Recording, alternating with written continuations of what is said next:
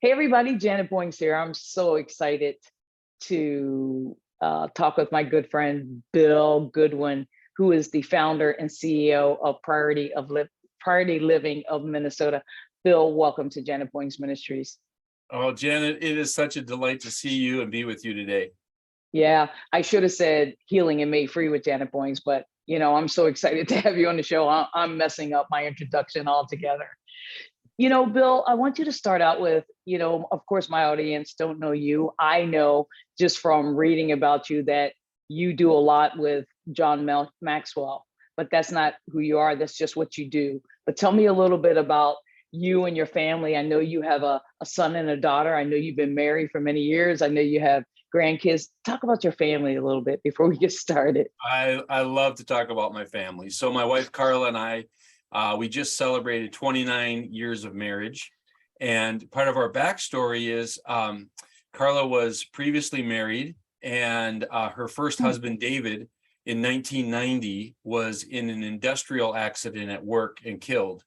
So here, my precious wife, when she was 26 years of age, Wow. with her whole life ahead of her and two small children, had her husband transition to heaven early. And so we met 2 years later, she a single mom with two little ones and now grown adults, but Christy, who's married now to Ryan, and they have two boys, our grandsons. I'll talk about them in a moment. And then our son, Dean, who's in his 30s, young 30s, and looking for the love of his life. And so I had the privilege not only to be blessed with Carla, but also blessed to raise Christy and Dean as my own children. And throughout their upbringing, we always honored their daddy, David, as we refer to him.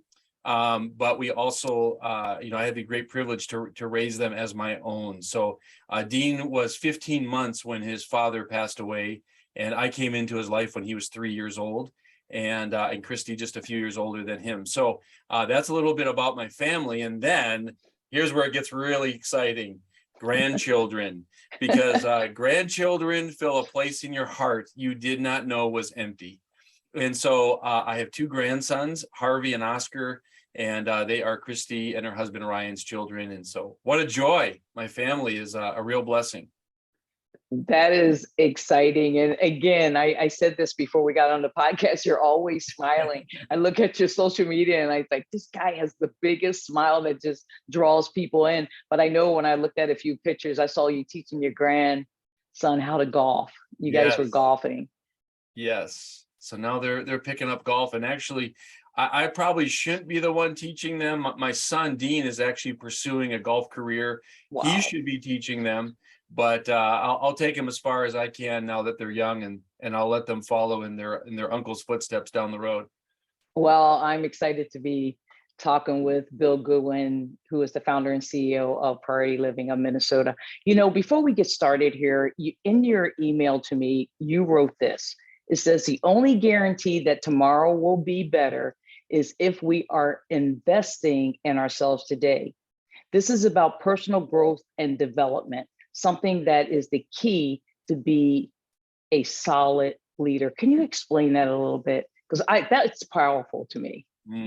Well, thank you for that. And I just want to give credit where credit's due. A portion of that is actually a quote from my mentor, John C. Maxwell. John says, the only guarantee that tomorrow will be better is if we are growing today. So that's why I'm so passionate about having our conversation today, because I know you connect with a lot of leaders and young leaders that are coming up in the ranks and saying, how do I better myself so I can lead others? And that's what leadership is. Again, another John Maxwell quote: leadership is influence, nothing more, nothing less. So we want to influence people in a positive way. And we see in our world today, unfortunately, Janet, we are leadership sad. In many spectrums of our world, from business to politics and you name it, we have a leadership crisis in America, in the world today. And that's why I have, well, maybe we'll get into this, but I transitioned recently from 31 years in full-time ministry. The last 18, I've been a lead pastor of a church. and about a month and a half ago transitioned out of my lead pastor role to full-time do priority living to add value and equip leaders, because we are in a day in an age where more than ever leadership is influence. And so I want to impart my experiences and what I continue to grow and learn myself into others, so that we can have solid biblical values-based leadership happening in all spectrums. So I've kind of crossed in addition to the church world, I've crossed out of that into business and nonprofits and schools, because I want to bring values-based leadership into these different spheres of influence. I think influence in today, when we're working with Gen Zs and millennials, is so important, because I'm hoping that we can get back to, as the body of Christ, as leaders ourselves, into discipleship. That's right. We're going to talk about the laws of intentionality. What are the laws of intentionality? Well, it's a powerful thing. So I'm going to refer a lot to John Maxwell, because Please do. he's the expert here that I continue to learn from. But one of John's 86 books, can you believe that? He's written 86 books, and you're an author, and you know what it takes to pour your heart into the writings of books. And so Nothing like John Maxwell. I just bless you for more books are going to come through you. Thank you. And one of his books is the 15 Laws of Growth. And again, it goes back to that quote: the only guarantee that tomorrow will be better is if we are growing today. So John's written out 15 laws of growth, that these are ways in which we grow. They include the law of pain. We grow through pain. There's a whole teaching on that. Maybe we can talk about that another day. And the first is foundational, which is what I want to share with you and your listeners today. And that's the law of intentionality, that we must be intentional to grow. The truth is this, Janet: we grow older naturally, unfortunately, but naturally. We don't have to do anything every day to grow older. We look in the mirror and we go, oh my goodness, I'm starting to look more like my dad than I ever thought. Exactly. So that's going to happen, but we will not grow better unless we are intentional. So it's in our spiritual walk. We don't grow more intimate, and you use the word discipleship. We don't grow in our faith if we are not intentional. We read the word, we pray, we go to church, we gather in Bible studies, we go on retreats, we do a whole variety, we go on mission trips, we do a variety of things that help us to grow. That's all being intentional. And so it is in our personal development. We must be intentional, and that's the law of intentionality, that we grow older naturally, but we do not grow better unless we are intentional to do so. We have so many great leaders out there today, but there's a lot of leaders that need to be discipled. How does someone who wants to grow as a leader begin? Where does it all start? That's such a great question, because personal growth, it's not a natural process in our lives. So there we go. We have to be intentional if we want to grow. I believe that personal growth is foundational to greater leadership. So in other words, you've heard it this way, I'm sure: you can't give away what you don't have. So you're on an airplane. Every flight I've ever taken, the flight attendant says, if we lose oxygen, masks will come down.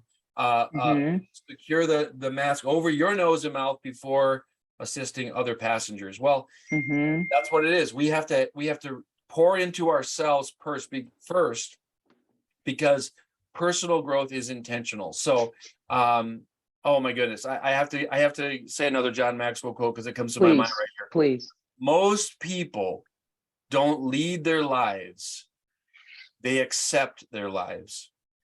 And there is a huge difference in leading our lives versus just accepting our lives. So if we want to grow, we have to be intentional.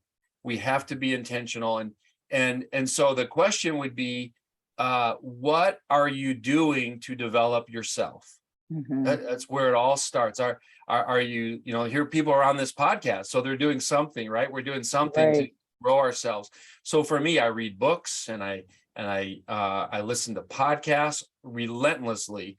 I have mentors in my life that I say pour into me. I go with lists of questions for mentors because I Right. want to keep growing, right?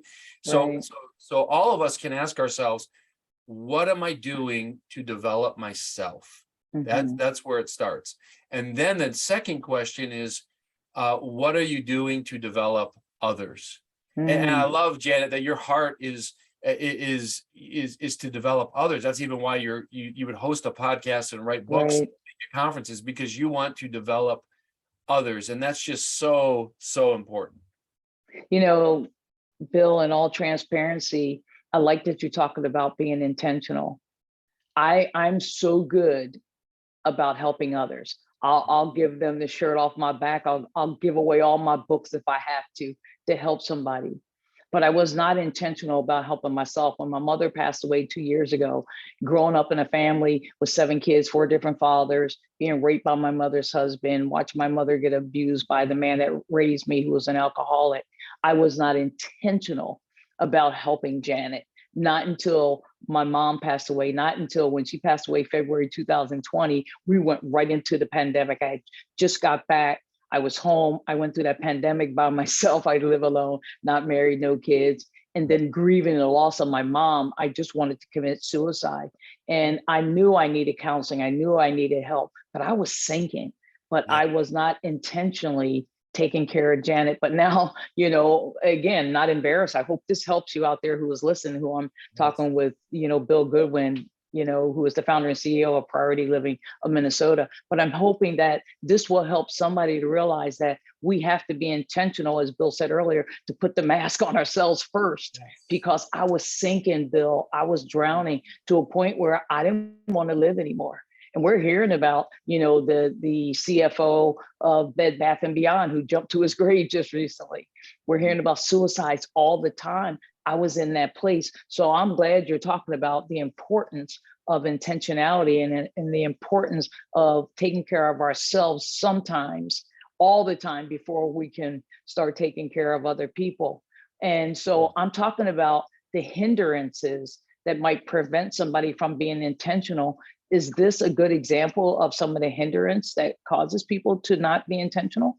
Yes, there are 8 hindrances, and I want to cover them. And it goes quickly, Please but I want to cover them. take your time. But I want to thank you for your transparency of your story, and just to kind of respond to that by saying, in 2019, I found myself in a place I never thought I'd find myself. Here I've been in full-time ministry for many years, a lead pastor of a church, and I was having some health issues, this tightness in my chest and cough that I couldn't get rid of. And anyway, went to the doctor appointment, and the doctor at one point, how he's got that little stool and he scoots over in front of me, he's right here in my face, and he says to me, looks in my eyes, and he says, "Are you exhausted?"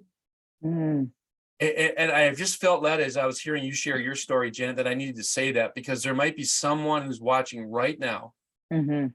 And I just want to look at you, if you're watching the video versus just the audio of this, and just ask you, are you exhausted? Mhm. When my doctor asked me that, I had not been intentional about taking care of myself the way that I am now, or the way that I should be. And all this emotion came up, and I thought I was about to burst into tears. Mhm. Someone saw the tiredness. It was beyond tired. It was depleted. Right, right. When you're tired, you can take a nap. When you're Exactly. depleted, you have to get refilled, and that takes Mhm. intentionality to get refilled. Well, Mhm. anyway, much longer story, just to cut it short. I took 3 weeks off immediately. I just said, I need 3 weeks to rest. I need 3 weeks to get my bearings. And during those 3 weeks, I realized I need to seek a Christian therapist. I need to sit with someone that Mhm. I can help unpack whatever's going on in me. I had been in a very a wonderful time in ministry, but very hectic. Mhm. And I realized that over many years I had become depleted, and so I too needed to learn this law of intentionality. So let me go Mhm. through these 8 Yeah, please growth do. gaps or traps that could be preventing us from being intentional about growing ourselves. So not in any particular order, but I'll just go through them. Number one is the assumption gap. I kind of touched on that. The assumption gap simply is I assume I will automatically grow.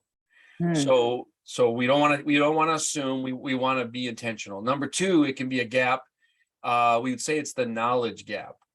In other words, I don't know how to grow.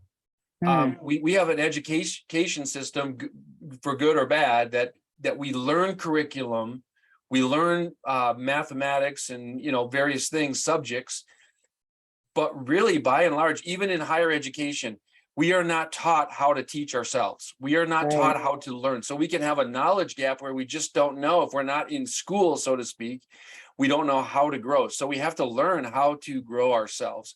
That can be a gap. Number three is the timing gap. Boy, I can identify with this one. It's not the right time to grow.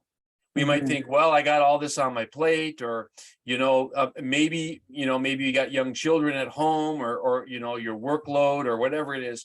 And we can always push it down. We can kick the can down the road. I'll grow later. And it can be a timing gap. Number four is the mistake gap. Simply is I'm afraid I'll make mistakes if I'm growing. And I just want to encourage our listeners, failure is your friend. We've kind of made them the opposites of, like, there's success and there's failure, but really they come together. Because so don't be worried about making a mistake. Just simply decide, I want to grow. So I got four more, but I want to pause here and just say, do you have any thoughts on assumption, knowledge, timing, or mistake gap, Janet? No, I don't. I think timing is very important, but sometimes when it's the right timing, we put it off because of all the other things that we have to do. But I really believe in everything that you're saying, that the Holy Spirit will give you the peace that passes all understanding when you need to start implementing these in your life. But a lot of us don't know peace because we know chaos, so well. If peace slapped us in the face, we wouldn't even know it. So I think intentional, that word is just sticking in my head. We have to be intentional of thinking about the 4 steps that you just mentioned, but also taking time for ourselves and implementing, these good things that you're telling us. Absolutely. So I love this question. What would you attempt if you knew you wouldn't fail? I ask myself that question a lot. So I don't fall into the mistake gap. I'm afraid I'm going to make mistakes, so I don't do something to grow, and I'm not intentional. I often ask myself, Bill, what would you attempt if you knew you wouldn't fail? I'll give you an example of that this summer. So I don't know, it's been over 10 years, maybe 12 years. I would run 2 to 3 miles, sometimes 2 to 4 times a week. And early this summer, this is just a crazy thing. Early this summer, I was out jogging and I thought, I wonder how far I can go. And so that day, I just went beyond the 3 miles. And actually, Janet, I ran 5 miles that day. Did you make it back? I made it back. And I only stopped at 5 because I had to get home and shower and get to an appointment. And I thought, that was crazy. How was I able to go that far? So the very next day, I went out running. I had more time, and I ran 6.5 miles that day. Wow. And I realized that probably was a mistake gap. I thought I probably can't go farther. So I would limit myself to, hey, I ran 2 miles, I ran 3 miles. And I want you to know that throughout this summer, I've had many 7.5, 8, 9, 10, 10.5. The farthest I ran, and this just sounds funny, the farthest I ran for fun. It wasn't a race or anything. I ran 13 miles, a half a marathon one morning, just because I got through I was intentional and got through that mistake gap that I thought, well, maybe I can't do it. So anyway, let me cover these other 4 quickly for us. The perfection gap. The perfection gap would be the thought that I have to find the best way before I start growing myself. That would be me. and so we don't grow because we didn't start the process. It's not about perfection. It's about process, right? Right. So, number 6 would be the inspiration gap. Wow. I don't feel like growing. You know, sometimes I'd rather sit and veg on Netflix than turn off the TV and pick up a book. And then people say, I don't have time to read. Well, it's like, well, is it really we don't have time to read, or is it we maybe don't have the inspiration Patient to read. to be intentional to read, right? Or whatever it might be. Number 7 is the comparison gap. I know nobody listening can identify with this one, the comparison gap, right? Others are better than I am, so I just won't even Yeah. start. Wow. I've come to learn to flip that the comparison gap really is if there's someone that's better or farther along than me, rather than not doing something, that means I got to get close to that person so I can learn from them because they've been down the road. And then the last one, oh, I love this one. Janet, you're going to like this one. Another gap that prevents us from being intentional is the expectation gap. In other words, Wow. I thought it would be easier than this. So I ask our listeners that are out there, you know, have you ever done something in your life that you thought was going to be easier? And once you got into it, maybe it was a project at home, it was a work situation, it was a relationship, it was, you know, whatever it was, and you thought, I thought it was going to be easier than this. And so the expectation gap can cause us to not grow, not be intentional. And I wish I had learned this when I was like 17, and I want to share this. Think about it. Everything worthwhile in life is uphill. Wow. Everything worthwhile is uphill. Not only is it uphill, it's uphill all the way. So if we want to grow ourselves, if we want to better ourselves, if we want to improve, not only do we need to be intentional, but we need to realize that it's going to be difficult. We're going to have to get out of our comfort zone. One of my coaches and mentors, her name is Valerie Burton. She's been on, you know, a lot of the different morning shows. She's a coach. She's a life coach. And one day Valerie said to me, Bill, your comfort zone will always be comfortable. You will never be comfortable outside of your comfort zone. But if you're going to grow, you have to get out of your comfort zone. And I realized that, yes, everything worthwhile is uphill all the way. And so often we can have uphill hopes, but downhill daily habits.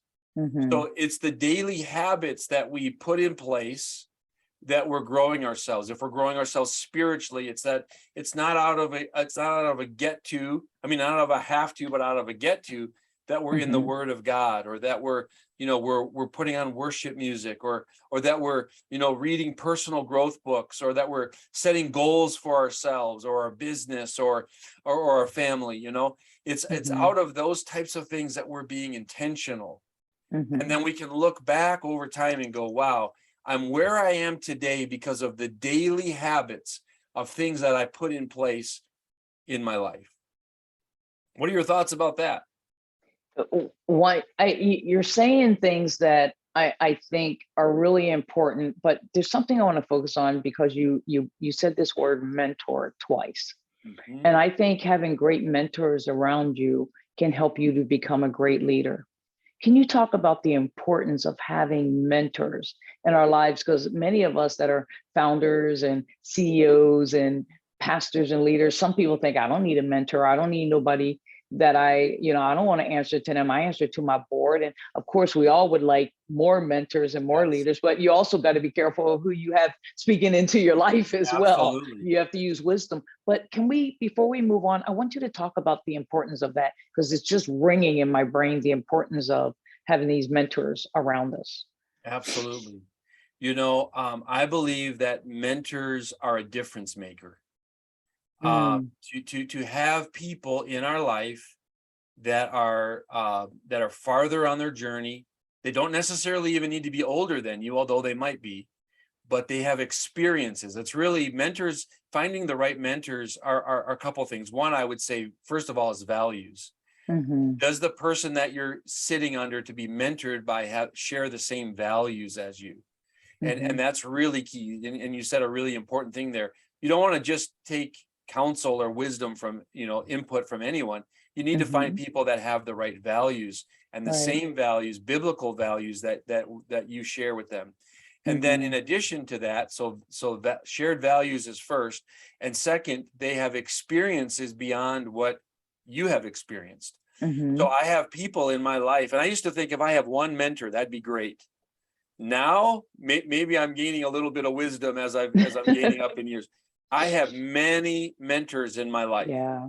Many men who speak into my life. I have a few women too, but as my wife and I as couples. But I would say men with men, women with women. Get Exactly. the right mentors in your life that have had experiences beyond yours, and then right questions. So I Right. was with John Maxwell in May. We were down in Branson, and there was a small group of us on a bigger thing that John was doing there. And so at one point in the shuttle, we were being transported around, and John turned around and said, you got any questions for me? Well, I know better. I've been around John. I know better. I had a journal, and on my flight out there, I wrote 12 questions for John. Good for you. And I wrote 7 questions for Mark Cole, the CEO of Maxwell Enterprise. And I said, well, John, I actually have 12 questions for you and 7 for Mark, but I don't think between here and our next stop, you're going to be able to answer all of them. Right. And we all got a good laugh out of that. And he said, just start with one. Let's go. And so it's important. I think sometimes when we find a mentor, maybe the mentor doesn't quite know how to pour in, or the mentee doesn't quite know how to have this relationship. Yeah. But I would say once you find a mentor, always be writing questions, always be asking follow-up questions, always asking about your successes, your failures. We learn more in times where we went through hard stuff and we came through the other side. I love asking my mentors about what was the biggest thing you learned from what you thought was a failure. Those are the types of things. I love asking questions like, who do you know that I need to know? And all of a sudden, in those mentorship relationships, they start connecting dots and saying, you really need to meet this person. And so I hope this is helping in answering your question, but mentors are a difference maker in an individual's life. I've come to experience that over and over again. And I am one who wants to mentor others. It's always about who am I developing and how am I developing others as well. You got to be intentional. It's a sad day in America if you have somebody in your life, like the mentors that you have, and you never ask them a question. Yes. And they go home to be with Jesus, and you think, I woulda, shoulda, coulda, out of fear of thinking, you know what, I'm traveling with them all over the world, but they don't have time to answer my questions. Our pride gets away, or think, you wouldn't be with them if they didn't think that you're going to ask them a bunch of questions. You know what I mean? So I hope those that are listening, that everything that Bill is saying right now, that you will take this in. That's not something you have to pray about. Maybe pray about asking somebody to be a mentor to you, but to implement these things, that's not something you pray about. God is really placing this right in your hands. Bill, is there a difference between goals and growth? There absolutely is. And I am all about goals. When I talk about growth here, I'm not diminishing goals at all, because goals are super important. But let me give you a quick distinction between having a goal mindset and a growth mindset. What we're talking about here is intentional growth.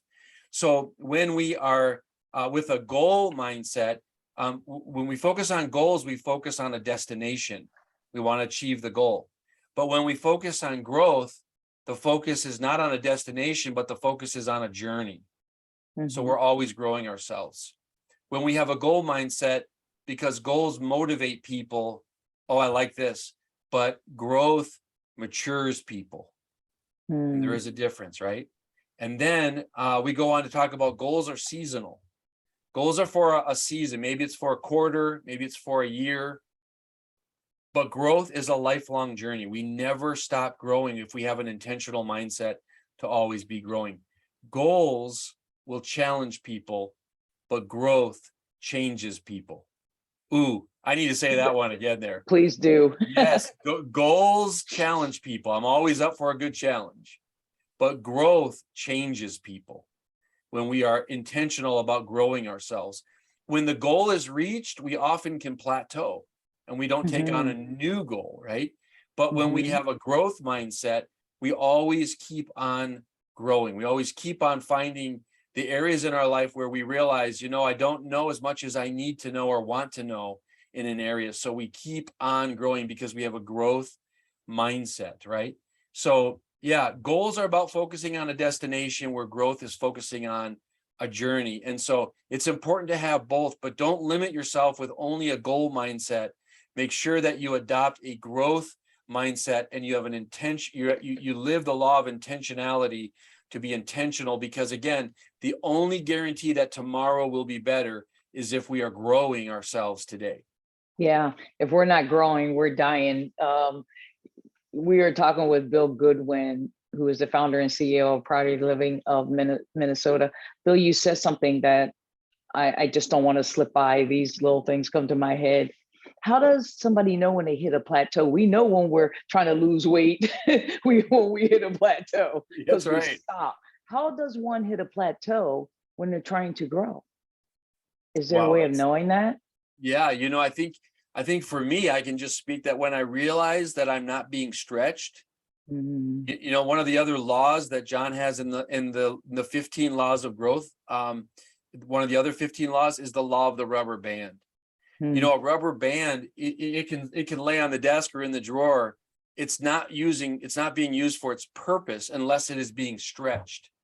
And therefore, we are not growing if we are not being stretched. So Mhm. if you are in your comfort zone, you're not growing.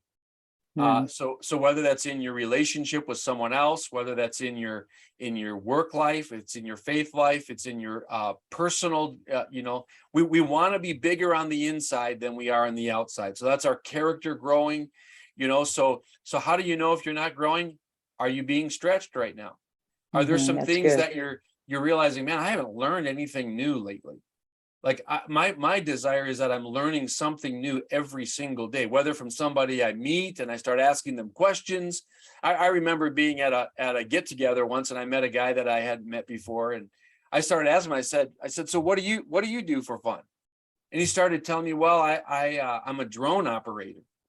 I said, like for a job? And he's like, no, it's not my job, it's my hobby. And I Hmm. said, I don't know much about drones, although they're pretty cool. Tell me about it. Yeah. I bet for the next hour and 20 minutes, hour and a half, I sat there listening and learning and asking follow-up questions and watching little videos that he'd pull up on his phone about drones. Well, was I growing that day? Absolutely. I was Yeah. learning something new that I Hmm. had never learned before, and it was fascinating to me. So Hmm. I would say it can be in a lot of different topics or areas of our life, and pick what you're passionate about. But it's important that if you're not growing, you'll know it because you're realizing I haven't been learning new things. I haven't been stretching myself. I haven't been going farther than I've been going, and I've gotten comfortable just accepting my life and not leading my life. That's the difference. That's really good. So, Bill, how does one turn the corner from accidental growing to intentional growing? Is I'm it so possible? Yes, it is. I'm so glad you asked me, because there's a few things here that are really key, and I think these are super helpful. So keep listening. This is going to be really practical for us here. So first thing is we want to ask the big questions now. So if we Hmm. want to we want to transition from accidental to intentional growth, we ask big questions now, like this question, like, what's the farthest you can imagine yourself going? It goes back to my running story. I just Hmm. realized I want to grow in my health. I want to grow in my running. How far can I go? And if we don't ask ourselves, how far can I go? It could be learning something. It could be, in relationships. It could be in business. It could be in ministry. If we don't ask ourselves those big questions, where do I Hmm. want to go in life? What's the farthest I can imagine myself going? The Word of God says that the Lord does exceedingly abundantly more than we could Yes. ask or think or imagine. But I think so many of us just get comfortable not even taking the full advantage of our faith Mm-hmm. and how the Lord wants to take us farther than we can even see ourselves. So we ask ourselves the big questions. Number two, we face the fear factor. I just went Right. through those eight mistakes, those eight gaps, and Mm-hmm. and those can be fears, and we must address whatever it is. If it's comparison, or if it's mistake gap or perfection gap, we must face those fears and press through them so that we can Mm-hmm. make that transition to intentional growth. Mm-hmm. Okay, I love this one. We must make a commitment to intentionally grow, and we must Mm-hmm. make that commitment public. A public commitment is a powerful commitment. When we tell a friend, a spouse, a coworker, when we tell someone, we tell a mentor, we tell someone, okay, this is an area that I'm going to grow. Mm-hmm. When I get serious about my health and I tell someone else, now I have accountability that I've invited into my life. And I invite them to say, hey, how's it going? Oh, I knew you were going to ask me that, right? So when we make an intentional commitment to growth and we make that public, we are more likely to actually grow. And then we must That's good. identify the areas that we want to grow. John Maxwell says there should be at least two areas at all times that we are choosing to grow. One is an area of choice and one is an area of skill. Ooh, I like that. One That's is an good. area of choice, one is an area of skill. So for me, 18 months ago, roughly, I made it an intentional choice that I'm going to change and grow in my life stance, that my mindset is going to become a more positive mindset.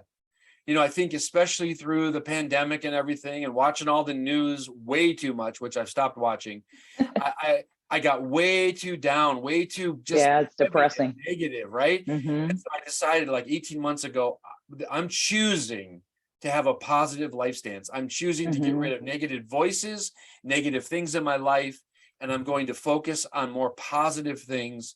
I can either, get overcome by the darkness, or I can poke holes in it and bring light. And so That's I want good. to be a person of salt and a person of light. Maybe that's where the smile comes from, Janet. I don't know, but I want to be intentional. So that was an area of choice for me, and then an area of skill. So there's an Mm-hmm. area that we want to grow. Maybe it's in a hobby, maybe it's in an area in our work life that we want to grow. And so those are some of the things. And then just real quick, I would say that, if you work on these things a little bit every day, the law of process is leaders are born daily, not in a day. Leaders are made daily, Exactly. not in a day. It's the little habits that we choose to do every day that over Mm-hmm. time make a huge difference. And so that's how we grow, a little by little by little. And yeah, and then when we share our growth with someone, we share with someone else. This is how I'm growing. Oh my gosh, I'm so excited. I'm looking back and I'm seeing that I'm getting better. Like, I can honestly tell you, I'm getting better at my mindset. I've not fully arrived, but I have a much more positive life stance because I've been intentional to grow in that area of my life. And these types of things, Janet, help us to move from accidental growth to intentional growth. That's And good. boy, it is fun Yeah. to be on a growth spurt intentionally. It can be, it can be fun, but it can be painful too. Growing, because Absolutely. the Bible talks about, I'm the true vine, my father's the vine dresser, and if it's not bearing fruit, he's going to prune it, and pruning sometimes can hurt, Yes, it but can. it's to refine us, to be better. You have a conference coming up, or some type of leadership, I think it's called Live to Lead. Can you talk about that briefly? Because I'm going to put this podcast out there before that even happens. So, Oh, wonderful. Yeah, Live to Lead is actually a live simulcast event that John Maxwell does out of Atlanta. And he each year, this will be the 9th year, and each year in October he invites some of his other friends to join him and share with their growing edge, these great thought leaders. And this year, some of those leaders will be Eric Thomas, the #1 motivational speaker in the world right now. hmm, E.T., the preacher man, Eric Thomas. and you just Google him on YouTube or find him Right. on YouTube, and you'll hear all his motivational stuff. So ET, then Patrick Lencioni, he's just an expert when it comes to teams and team environments. And his most popular book is The 5 Dysfunctions of a Team. And now Patrick is going to be sharing on his new book, Working Genius. It's a Wow. great work. All of us have a working genius. That's our sweet spot. We have a working competency, and we have a working frustration. And he'll describe all of that. And if you get yourself and your team functioning in their working genius, a great traction and momentum happens in individuals and in teams. So he'll be speaking on that. Dr. Tim Elmore, I was just with him in Orlando a few weeks ago. He's got a new book, Janet, coming out called A New Kind of Diversity. Now, we've been Wow. hearing a lot about diversity lately. Yes, we And have. Tim's new book is A New Kind of Diversity. It's all on generational diversity. He's done research that we are, at the first time in American history, we have 5 generations in the workforce. And who is that again? Dr. Tim Elmore. Okay. And fascinating stuff. It's a lot of fun. It's not stereotyping generations. It's simply saying, if we can understand one another better and how we work in the work environment better, we can better our churches, our schools, our businesses, our workplace, because we are not at odds with one another from different generations, but we're leveraging the differences from generation to generation for a better work environment. So those are some of the speakers. Live to Lead that I'm hosting is on October 27th. It would be for people in the Minneapolis, St. Paul area. I'm hosting a live event. And then I also will have a rebroadcast through my website. People can watch it via the web. And so I'll give you maybe you'll put it in the links there, but PriorityLivingMN.com is my website. And there's information to attend the live event, which I need to clarify, it's an in-person event. It'll be 300 or so people in the room, but we're watching on big screens the simulcast of these great speakers. So the speakers won't be in the room personally, but they'll be on the screen through the simulcast. And then the rebroadcast will be available to watch wherever you're at. Well, we are talking with Bill Goodwin, CEO, founder of Priority Living of Minnesota. This has been a blast. It's been a blessing. Those of you that are listening, the law of intentionality. I think it's very important that we're all intentional about not only who we spend our time with, about being a leader, who we, are giving out to, the people that we're putting in our lives, being intentional about reading the word of God and spending time with the Lord. I just want to thank you so much for being a part of my podcast. Well, Janet, it's been such a joy, and just to encourage everyone with this phrase that either we step forward into growth or we move back into safety. So don't move back into safety. Instead, be intentional to grow, because if we are going to grow, friends, we have to be intentional. Janet, it is such a joy to be with you today. And thank you. And you also have the most wonderful smile. I love signing off by telling people to have a ridiculously amazing day. I saw that in your tagline, in your emails. Yes, and also keep smiling, right? We need more smiles in our world today. We know what it's like when we have to wear a mask and we can't see each other's smiles. So let's keep smiling and share some more light and some more love with people around us. Amen. Thank you, Bill. God bless you. Oh, thank you so much.